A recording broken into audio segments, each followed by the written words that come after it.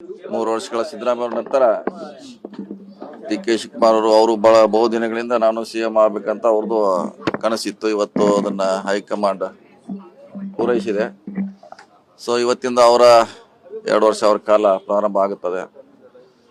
So ಅವರು ಹಿಂದೆ ನಮ್ಮ ಸರ್ಕಾರ ಯಾವ ರೀತಿ ಯಶಸ್ವಿಯಾಗಿತ್ತು, ಸಿದ್ದರಾಮಯ್ಯ ಇರ್ಬೋದು, ಬೇರೆ ಬೇರೆ ಮುಖ್ಯಮಂತ್ರಿ ಕಾರ್ಯಕಾಲದಲ್ಲಿ ಅದೇ ರೀತಿ ಇವರು ಕೂಡ ಸಕ್ಸಸ್ ಆಗಲಿ. ಮತ್ತೆ 28ರಲ್ಲಿ ಅವ್ರ ನೇತೃತ್ವದಲ್ಲಿ ನಾವು ಗೆಲುವನ್ನು ಸಾಧಿಸಲಿಕ್ಕೆ ಪ್ರಯತ್ನ ಮಾಡ್ತೀವಿ. ನಿನ್ನೆ ತಡರಾತ್ರಿವರೆಗೂ ಕೂಡ ಒಟ್ಟಿ ಫೈನಲ್ ಮಾಡೋ ಸಂಬಂಧ ಚರ್ಚೆಗಳು ಇನ್ನು ಫೈನಲ್ ಆಗಿ ನೋಡೋಣ, ಇನ್ನೂ ಅಂತಿಮ ಆಗಿಲ್ಲ, ಆದ್ಮೇಲೆ ಗೊತ್ತಾಗುತ್ತೆ. ಸೊ ಅಲ್ಲಿವ್ರಿಗೆ ವೇಟ್ ಮಾಡೋಣ, ಯಾರು ಆಗ್ತಾರೆ ಯಾರು ಬಿಡ್ತಾರೆ, ಇನ್ನೂ ಫೈನಲ್ ಆಗಿಲ್ಲ, ವೇಟ್ ಮಾಡೋಣ. ಸಚಿವ ಸ್ಥಾನದ ಜೊತೆಗೆ ಕೆಪಿಸಿಸಿ ಅಧ್ಯಕ್ಷ ಸ್ಥಾನದ ನಿರೀಕ್ಷೆಯಲ್ಲಿದ್ರಿ, ಸಿಹಿ ಸುದ್ದಿ ಸಿಗ್ತಾ ಅಂತ? ಇಲ್ಲ ಇನ್ನು ಯಾವುದೇ ಸುದ್ದಿ ಬಂದಿಲ್ಲ. ಇನ್ನು ನಾವು ನಿರೀಕ್ಷೆಯಲ್ಲಿ ಇದ್ದೇವೆ. ಸಚಿವ ಸ್ಥಾನವನ್ನು ಈಗ ನೀವು ಕೂಡ